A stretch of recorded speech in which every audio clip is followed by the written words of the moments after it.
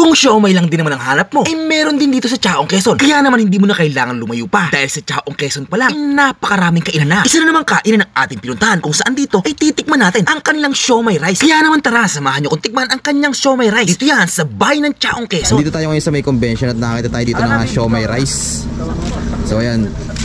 Kuya, anong meron kayo dito kaya? Siomay rice. Siomay rice po. Pwede po patingin ang siomay nyo? Yan. Yun yung kanilang siomay. So, ano pong flavor niyan? Pork at saka beef. Pork at beef. Magkano po yung order? 25 pesos lang. 25. Sige po. Busog ka na.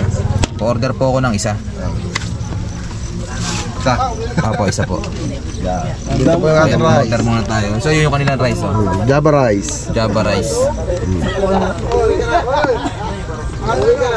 So, ayan. Yan yung kanilang siomay rice. Overload. Overload. Magkano po yung overload yung ganito? 45 pesos lang. 45 po. Busog ka na. So, ayan. 45 pesos. Meron na siyang 1, 2, 3, 5 pieces na siomay. So, tikman natin yung kanilang siomay. Toyo, alamang, chili sauce. So, lagyan mo natin ng toyo.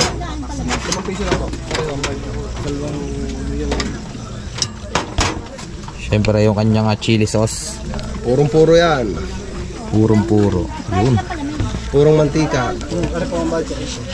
And then, yung kanyang bawang. Ayun, oh. Uy. Siyempre, meron sila ditong alamang. Ayun, oh. Shrimp paste. Oops. Palagay yung siomay. Sama natin yung kalamansi. Para dito mo lang yung siomay. Okay. Sir, saan po matatagpuan ng inyong siomay rice? Diyan lang sa tapat ng kambingan. Tsaka St. John.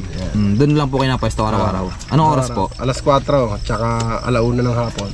Alas 4 ng Hapon. sa St. John. tapos alauna sa may Sa tapat lang ng kambingan. tapat ng gabi, alauna ng hapon po. So ayan, try nyo na yung kanyang siomay rice, napakamura. Worth 45 pesos overload na. Meron na kayong 5 siomay. Tapos with rice na. So ayan, ito na yung kanilang siomay rice na overload worth 45 pesos. So meron ka na nga 5 siomay and then with Java rice na yan. So tikman natin yung kanilang siomay dito. So ayan.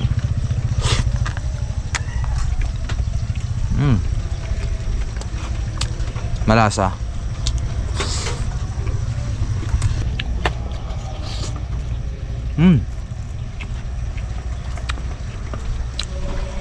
Mas sumarap yung kanilang siomay rice dahil dun sa kanyang alamang.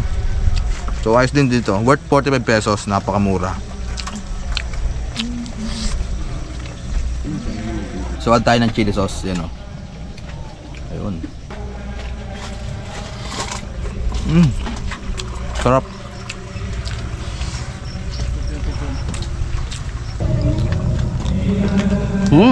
Hop.